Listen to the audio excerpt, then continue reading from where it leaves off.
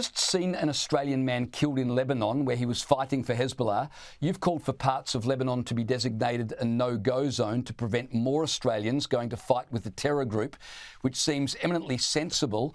How's the government received your request? Has there been any response?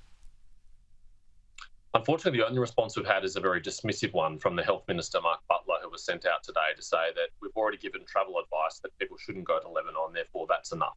Well, that's not enough because clearly people are still travelling to Lebanon. At least one Australian has been claimed by Hezbollah as a fighter, and after he died, had a full military funeral with all the Hezbollah honours. So it's very clearly a problem, and I'm deeply concerned that there'll be more Australians who'll seek to go there. And this is a problem for us because those people will go, they'll fight, they'll become radicalised, they'll become skilled, and some of them will try and come back to this country and threaten us here at home. And so we should prevent them from leaving in the first place. And the government's got an enormous range of tools to do so, one of which is to declare an area of the world as a designated area within which, if you go, you are committing an offence because it's deemed that there's terrorist activity likely taking place there and you're likely to be participating in it. And you have to prove yourself that you're not engaging in terrorism.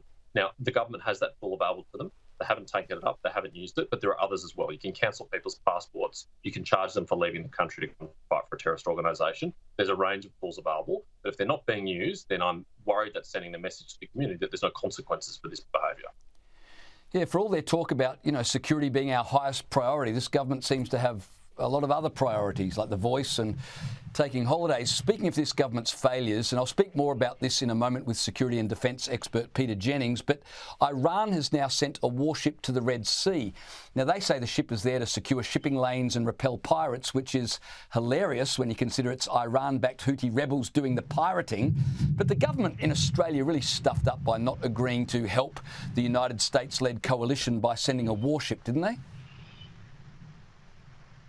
I agree, James. I think the Ayatollah should appear before the next Melbourne Comedy Festival with lines like that. But you're also right that this is another weak decision on national security from the Albanese government. It's a pattern of behaviour from this government. They turn away from the tough calls. They refuse to back our allies. They refuse to back our friends. And they sit on the sidelines and they let others do the heavy lifting. And I think this is a shameful day in Australia's defence and national security policy. We could have made a tangible contribution to this UN-led coalition. We were asked to do so, but we've chosen not to do so. And I think that reflects terribly on the Prime Minister and his weak leadership.